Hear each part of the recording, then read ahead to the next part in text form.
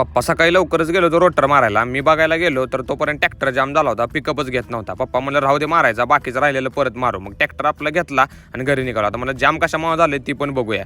मग ती बघितल्यानंतर जातानाच बघा आपला गहू दिसतोय. गहू कसा आलाय बघा क्वालिटीमध्ये, नजर लावू नका तेवढी, कारण जोरात टॉप गहू बसलाय. किती पोती होती ते निघल्यावर तुम्हाला सांगतो.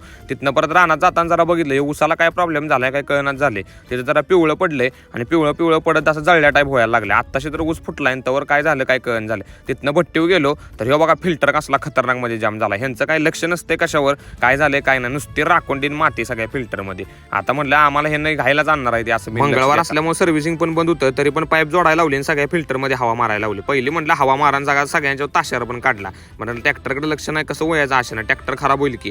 मग तिथनं परत आता घरी कसं जायचं म्हटल्यावर तेवढ्यात गाण्या आला होता माल भरायला. गाण्याला म्हटलं चल भावा घेऊन जा. म्हणलं थांब जरा इथं टेबल उतरायचे. आता म्हटलं चल काम लावलंस का.